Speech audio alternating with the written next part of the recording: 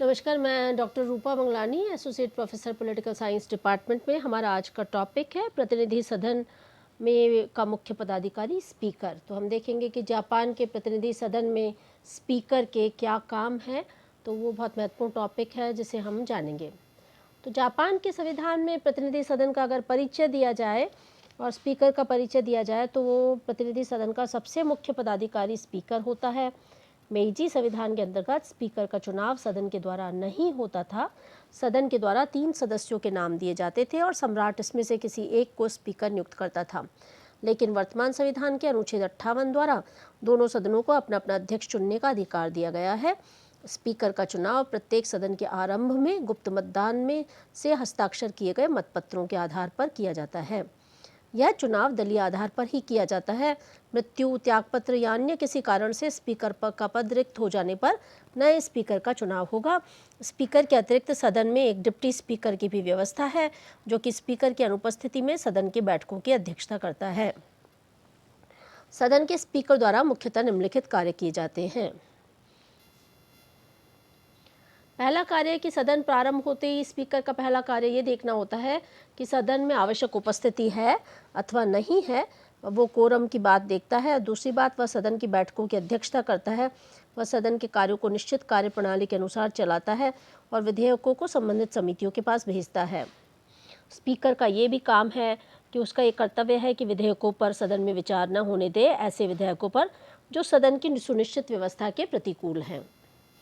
इसके अलावा स्पीकर जो है वो सदन में बोलते समय सभी सदस्य जो है वो किसको संबोधित करते हैं? स्पीकर को ही संबोधित करते हैं, अध्यक्ष को संबोधित करते हैं। वह सदस्यों के बोलने का क्रम निर्धारित करता है, कौन पहले बोलेगा, क्या कौन बाद में बोलेगा, कौन प्रश्न पूछेगा, कौन पूरक प्रश्न पूछेगा। तो इस प्रकार हम देखते हैं कि संसदीय कार्यवाही का जो संचालन है उसका जो मुखिया है वो स्पीकर है। प्रतिनिधि सदन की कार्यवाहियों का किस प्रकार से संचालन होगा, क्या क्रमवार रहेगा, इस सब का निर्धारण जो है वो स्पीकर द्वारा किया जाता है।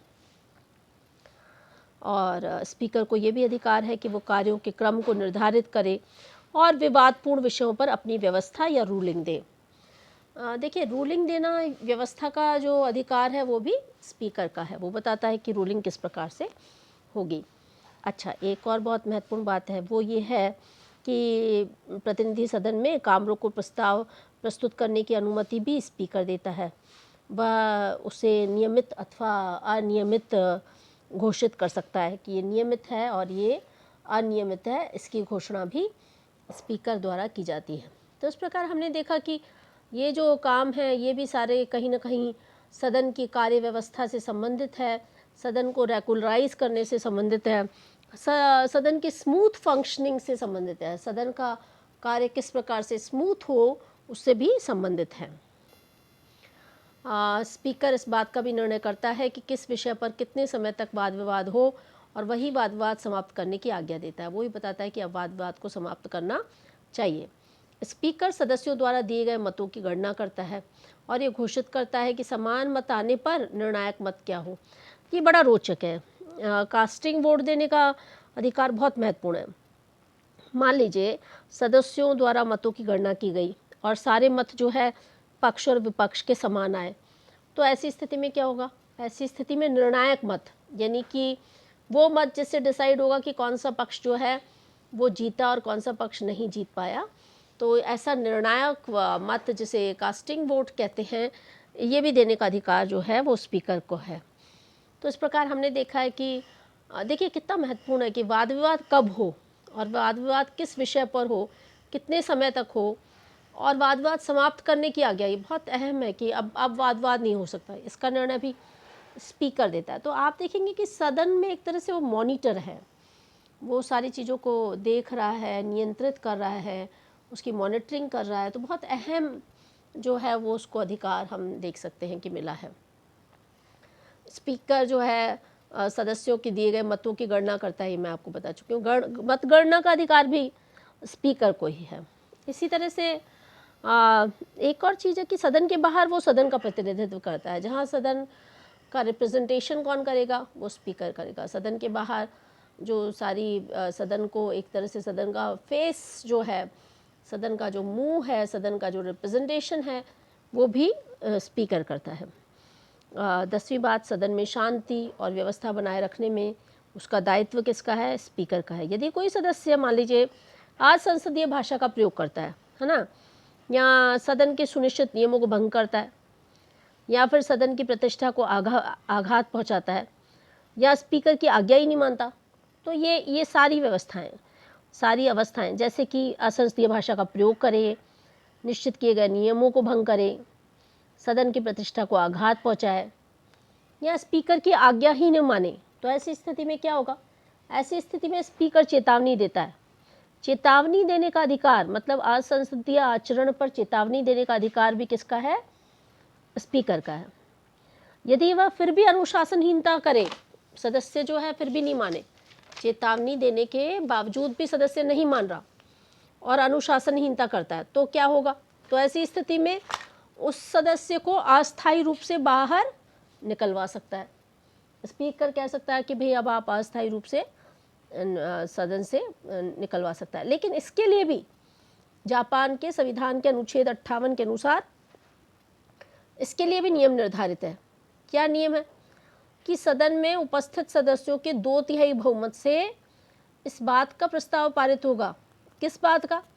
कि अगर किसी सदस्य ने अनुशासनहीन आचरण किया है, तो ऐसी स्थिति में अनुशासनहीन आचरण करने पर उसे जो है सदन से बाहर निकाला जाए। तो ये भी कौन करेगा? ये स्पीकर करेगा। अच्छा, इसी तरह से वह मान लीजिए सदन में इतनी ज़्यादा अव्यवस्था फैल जाए कि उस पर नियंत्रण रखना ही कठिन हो जाए, कि भाई ये नहीं संभल रही बात, और उसको व्यवस्थित करना बहुत मुश्किल हो रहा है और सदस्य मान ही नहीं रहे, तो ऐसी स्थिति में वो स्पीकर चाहे तो सदन की कार्यवाही को स्थगित कर सकता है। स्थगित का मतलब क्या होता है? कि भाई थोड़ी समय के लिए सदन नहीं चलेगा, है ना।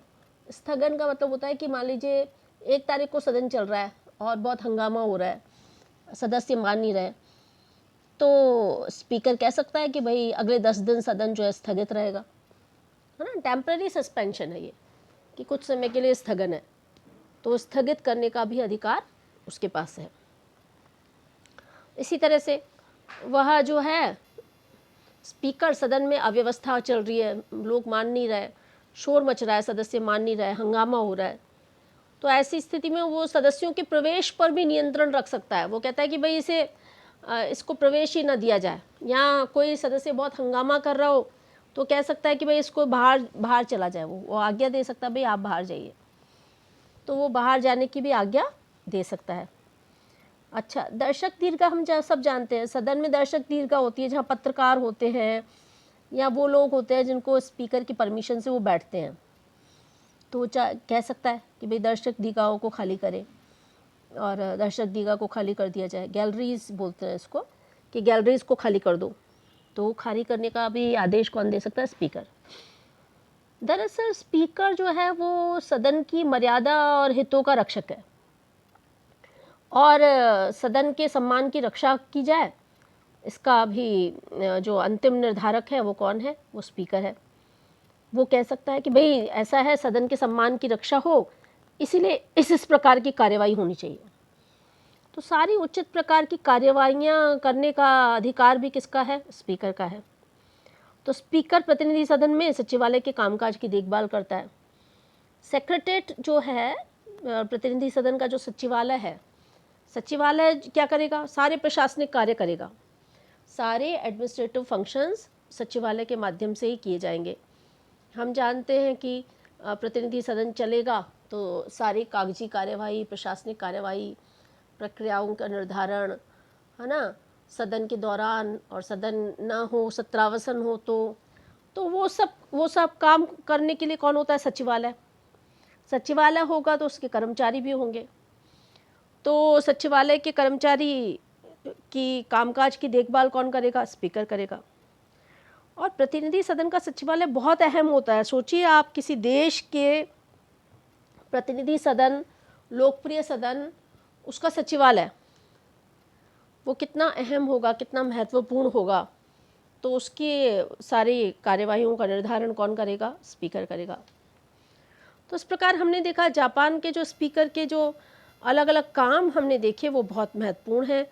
आप देखिए, सदन की कार्यवाहियों के संचालन से लेकर, बैठकों की अध्यक्षता से लेकर, किन विधेयकों पर बातचीत हो वहाँ से लेकर, और सभी प्रश्न पूछने की अनुमति देने से लेकर, और कार्यों का क्रम निर्धारित करने से लेकर, काम रोको प्रस्ताव को प्रस्तुत करने की अनुमति से लेकर, और किस विषय पर कब तक वाद विवाद हो ये निर्धारित करना, दिए गए मतों की मतगणना करना, मत आने पर समान मत आ जाए तो निर्णायक मत देना, और शांति और व्यवस्था बनाए रखना, और सदन की प्रतिष्ठा को बनाए रखना, सदन में अव्यवस्था हो जाए तो उस पर नियंत्रण रखना, और ये बहुत बहुत इम्पॉर्टेंट काम है।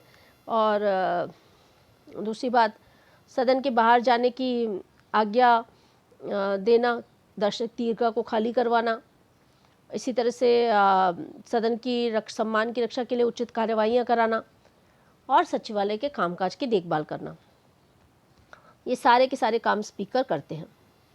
तो हम कह सकते हैं कि जापान के प्रतिनिधि सदन के स्पीकर की स्थिति ग्रेट ब्रिटेन या भारत के स्पीकर के स्थान पर अमेरिकी प्रतिनिधि सभा के स्पीकर से अधिक मिलती है। वह अमेरिकी प्रतिनिधि सभा के अध्यक्ष की भांति ही अपने दल से त्यागपत्र नहीं देता है, वह उसका सक्रिय सदस्य रहता है और सदन में उसके हितों की रक्षा करता है। तो एक विचारक हुए हैं यानागा, वो कहते हैं कि प्रतिनिधि सदन के अध्यक्ष के रूप में स्पीकर की भूमिका, जापान के स्पीकर की भूमिका अमेरिका के प्रतिनिधि सभा के अध्यक्ष की भांति है। सर्वोच्च कानून निर्मात्री संस्था के अध्यक्ष के रूप में स्पीकर से अधिकाधिक उचित व्यवहार और निष्पक्षता की आशा की जाती है, लेकिन वह दलीय हितों की अभिवृद्धि करता है और शासन के विधायी कार्यक्रम को आगे बढ़ाता है, ये भी एक फैक्ट है। तो इस प्रकार हमने देखा कि जापान के सदन के प्रतिनिधि सदन का जो स्पीकर है उसकी शक्तियों को देखा हमने, उसके कार्यों को देखा। बहुत इम्पॉर्टेंट टॉपिक है, आपसे पूछा जा सकता है, और छोटे और बड़े सवाल दोनों में ही पूछा जाता है, छोटे सवाल भी आते हैं और बड़े भी आते हैं। तो आप इस टॉपिक की प्रिपरेशन कीजिए, और इसमें कोई दिक्कत आए तो हम मिलेंगे तो उस पर चर्चा करेंगे। इसके नोट्स बना के रख लीजिए। जापान की देखिए हमने डाइट देख लिया, डाइट के प्रतिनिधि सदन और सभासद सदन के दोनों के आपस के अंतर संबंध देखे। हमने देखा कि डाइट की क्या शक्तियाँ होती हैं, क्या कार्य होते हैं, डाइट का क्या कंपोजिशन होता है, डाइट का सिद्धांत देखा, डाइट का व्यवहार देखा। और अब हमने प्रतिनिधि सदन के जो स्पीकर है उसकी शक्तियों और कार्यों को देखा। मैं आपको बताना चाहती हूँ कि जापान के संविधान में डाइट से संबंधित प्रश्न अक्सर आते ही हैं, तो आप इसको प्रिपेयर करके रखिए, और कोई दिक्कत आए तो हम जब मिलेंगे तो उस पर चर्चा करेंगे। धन्यवाद। अपने स्वास्थ्य का ध्यान रखिए, अपने परिवार के स्वास्थ्य का ध्यान रखिए। शुभकामनाएं।